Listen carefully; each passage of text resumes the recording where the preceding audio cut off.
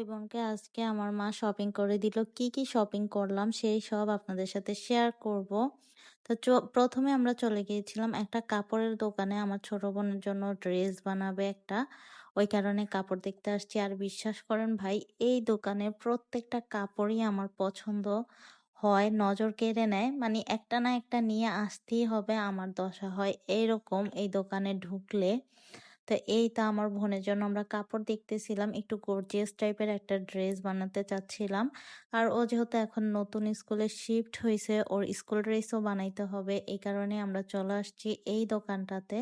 তো আমি এই কাপড়গুলা দেখতেছিলাম। আমি যেহেতু লং ড্রেস অনেক অনেক বেশি পছন্দ করি, আমি রেডিমেডই বেশি কিনি, কিন্তু তারপর কাপড়গুলা দেখতেছিলাম, ভালো লাগলে বানাবো এটা চিন্তা করে। তো ওইখান থেকে কাপড় কেনার পর আমরা চলে আসছি একটা চাদরের দোকানে, মানে চাদর কেনার জন্য। আমি এত এত চাদর দেখতেছি ভাই, আমি একটাও পছন্দ করতে পারতেছিলাম না। আমার কেন জানি চোখেই লাগতেছিল না। দোকানে গেলে আমার এরকমই হয়। এই কারণে আমি বেশিরভাগ কেনাকাটা অনলাইনে করার চেষ্টা করি। দোকানে গেলে আমার চোখ একদম ধাঁধায় যায়। যাই হোক, আমার মার একটা পছন্দ হয়েছিল, ওইটাই নিয়ে নিছে। তারপর চলে আসছি আমার আর আমার ছোট ভাইয়ের একটু কিছু কেনাকাটা করতে। আমরা দুইজনে চিন্তা করছি আমরা কিনবো জুতা। তো এখানে দেখতেছিলাম, প্রথমে একবার আমরা এই দোকান থেকে চলে গেছিলাম, পছন্দ হচ্ছিল না, আবার এই দোকানে ফিরে ফিরে আসছি। ভাই আমার কালো পাও ইগনোর করেন, আমি একটু কালো মানুষ, এই কারণে পাটাও কালো। তো আমি জুতাটা দেখতেছিলাম যে আমার পায়ে মানাচ্ছিল কিনা। আর আমার মা বারবার বলতেছিল হিল জুতা নিস না, হিল জুতা পরা ভালো না। আমি তো শুনতেছিলাম না যে আমি একটু হিলের মধ্যেই নিব এবার।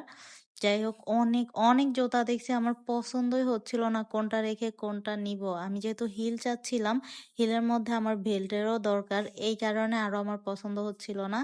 তারপর একটা কিনে চলে আসছি, মানে আমরা দুই ভাই বোনই জুতা কিনছি। জুতা কিনে আমরা চলে আসছি ঝালমুড়ি খাইতে। এখন কিন্তু চাঁদপুরে বাজে প্রায় 11:30, বা 11টার মতোই বাজবে। ওই সময় কিন্তু অনেক রাত, প্রায় সব দোকান 10টার মধ্যেই বন্ধ করে ফেলে। আমরা এখানে আসছি, একদম নিরিবিলি ছিল। আমি চাঁদপুরের মধ্যে এই প্রথম, মানে এত রাত্রে বাহিরে মার্কেট করা বা খাওয়া দাওয়া করা আমার মার সাথে ভাইয়ের সাথে, মানে আমরা ফুল ফ্যামিলি বের হয়েছিলাম।